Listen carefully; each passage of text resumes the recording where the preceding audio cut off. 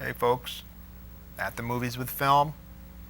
Hope you're enjoying the movies that we're bringing you. We're working hard down here in the old crypts. Whoa, crypts? Hey, that's a new one to put over. And the vaults. What the heck, they call them the same thing. The vaults of Kirkwood. We have a lot of films, and we're accruing lots more. And we're showing them in a sort of a floodgates opening up. Got a wonderful film for you tonight. A film that you're going to enjoy. Another Fritz Lang film. We have quite a few Fritz Lang films, and we really like Fritz Lang. Again, he is that German filmmaker who had a bit of a hard time after the Nazis came into power, and he came to the United States to work for a number of years. The film that we're watching tonight is I think one of his best films that he produced over here in the States.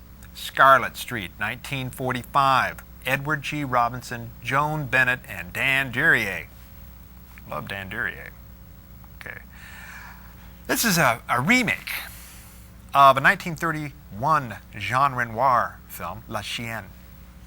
And it deals with Christopher Cross, Chris Cross, Edward G. Robinson, who is a bank teller, lowly bank teller, who is basically going through a midlife crisis, if you will.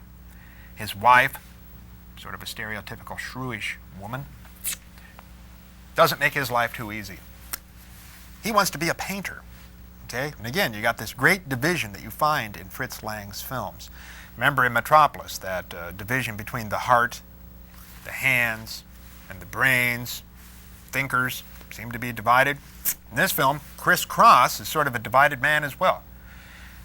Mundane man who works the workaday life of a bank teller, but he dreams of being a painter. He also dreams of escaping from his wife, which brings in Joan Bennett and one of her great siren temptress roles, and Dan Duryea, who basically is in cahoots. They're going to run a scam on Edward G. Robinson. Now, I'm not going to tell you a lot about this film. This film has a lot of crisscrosses in it and is one of the great Edward G. Robinson films as well. It fits very well into the film noir mode as well. Those dark cinema, darkened look, low-key lighting, strange angles and lots of shadows. Likewise, the strange, brooding character studies of a broken man, a man who dreams and, well, I'm not going to go too far with that. And likewise, going back to Fritz Lang's roots in German Expressionism, that tormented soul and how that tormented soul handles life's vicissitudes, which aren't very kind to him. The ending of this film is quite fun to watch. Little side note, Joan Bennett. Joan Bennett does a wonderful job in this film, and Joan Bennett is a name that might leap to you horror film fans' lips. Suspiria. You remember Suspiria? She plays the head mistress. Also, Dark Shadows. Yeah. She was one of the original cast in the Dark Shadows television, soap opera, whatever you want to call it. Edward G. Robinson, he's going to appear in, another good science fiction film, if you will. Soylent Green.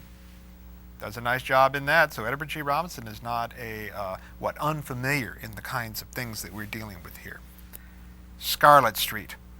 Dudley Nichols wrote the screenplay version of this using the La Chienne Renoir template.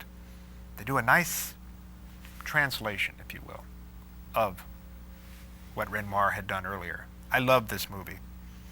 I watch this movie frequently. I use it sometimes in my film classes because it does encapsulate very well the mid-40s film noir look.